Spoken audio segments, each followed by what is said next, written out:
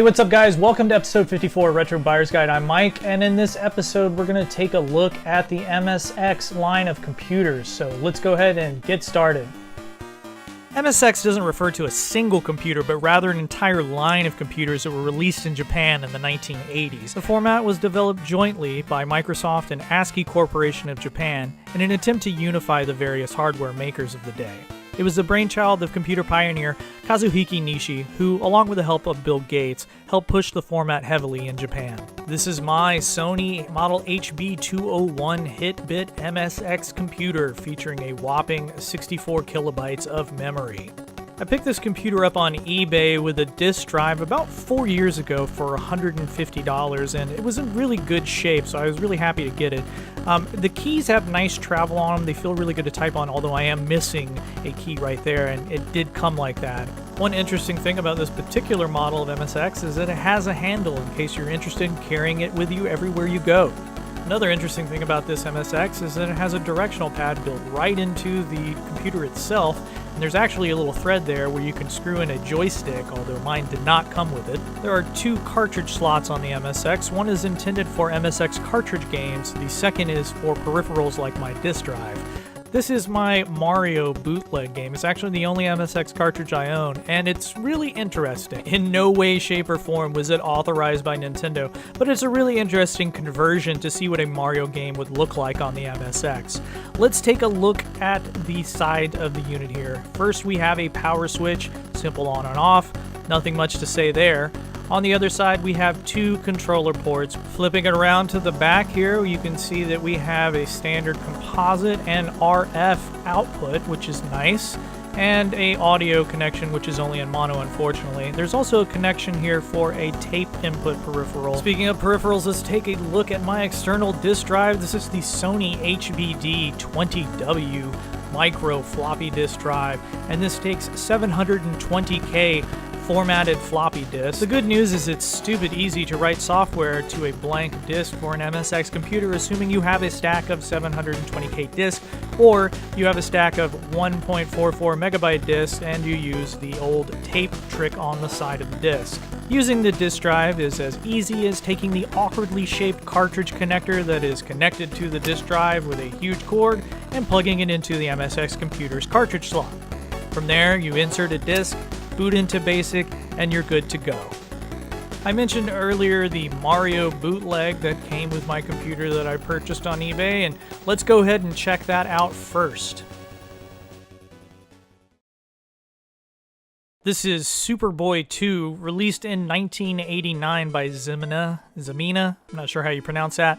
And as you can see, it's a sort of remake of the first Super Mario Bros. For the NES. Now, the choppiness of the screen scrolling is not a problem with the capture. That is actually what the game looks like playing on the MSX.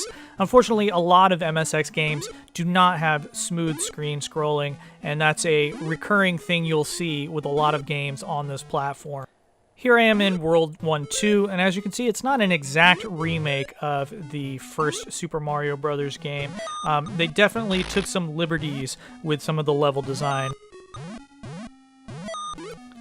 Finally, let's take a look at the first encounter with Bowser in World 1-4.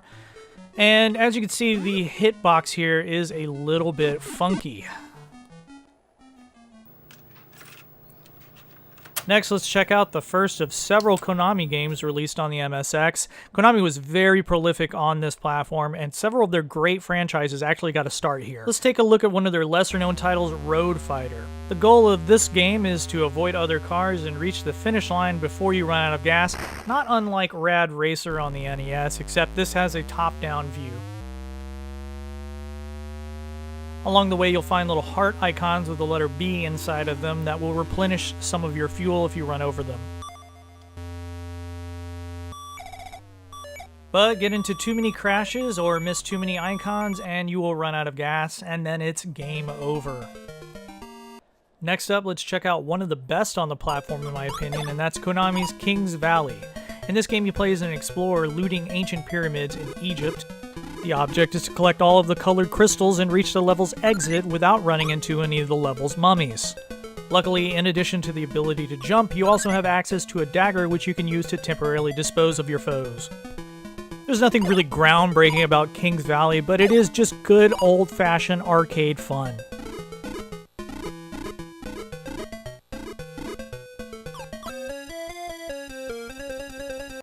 Next up, we have Antarctic Adventure, released by Konami in 1984. This is a fairly impressive game for the MSX1, being that it has a kind of pseudo 3D visual. You play as a penguin who is racing down a sheet of ice toward the goal. Along the way, you'll run into obstacles like holes and seals who are hoping to put a halt to your progress. Avoid them by pressing left or right on the D-pad. You can also control your speed by pressing up or down, as well as jump. You can also add points to your high score by catching some of the fish that fly out of the holes or running over one of the flags on the course. Do all of this before time runs out and you win.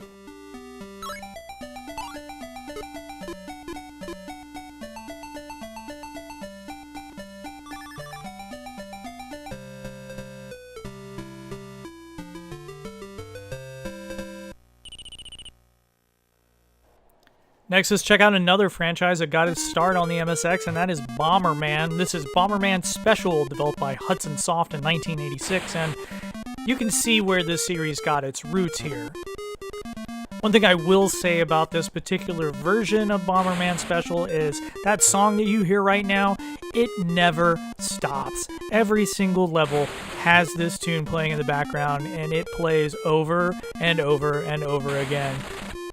If that's not a problem for you, then maybe you can have fun with this version of Bomberman. Bomberman is a lot of fun, even on the MSX. Here's an interesting thing that I wanted to show off. It's actually possible to load MSX ROMs directly off of a floppy disk using a program called exec-rom. What this means is you can actually copy several games to a single floppy disk and have them load directly from the disk using this program, which is pretty cool. This is a game called The Stone of Wisdom, and it was put out by Casio Software, which is interesting. I didn't realize Casio developed games. But anyway, this game has some very clear inspiration it takes.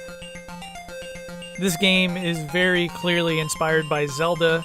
Everything from the top-down view to the way the sword comes out and attacks enemies, to even some of the enemy design, which is very reminiscent of some of the enemies in Zelda dungeons. Although this game does not have an overworld map at all, it's just exclusively dungeons. But anyway, I just wanted to show that off because I thought it was kind of interesting. Finally, let's take a look at Athletic Land, another Konami joint from 1984. And this is pretty much a Pitfall for Kids game, but I really enjoy it for whatever reason. I don't know, it's simplistic gameplay, but it's fun nonetheless. You just basically move from screen to screen, avoiding obstacles. Nothing earth-shattering, but it is still fun. One more thing I want to mention before I end the episode is a lot of these games, specifically the Konami ones that I showed off, are available on a collection available for the Sega Saturn in Japan, which you can import, called the Konami Antiques MSX Collection. It contains all of the games that I showed off in this episode, and even more that are worth checking out, like Ye Are Kung Fu, and even some that I was not able to show off in the episode that play only exclusively on the MSX2, like Parodius. This is one of those games that features better graphics and sound because it was designed to be played on a later model MSX than the one I featured in this episode. Even though later MSX computers are backwards compatible with MSX1 titles, if you're interested in getting into some of the games and you don't want to deal with the hardware, I think this collection is a great place to start, although it has skyrocketed in price in the last few years.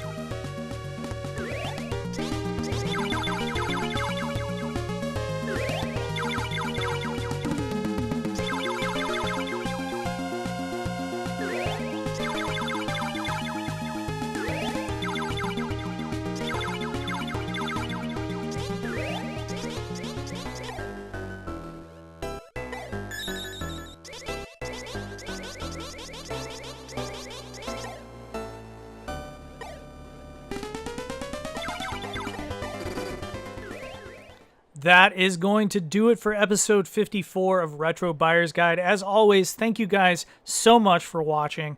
I really appreciate all the support. If this is your first time visiting this channel, please hit that subscribe button so you can keep up with future videos, and hit that like button. I always appreciate those, and those do help me get better visibility here on YouTube.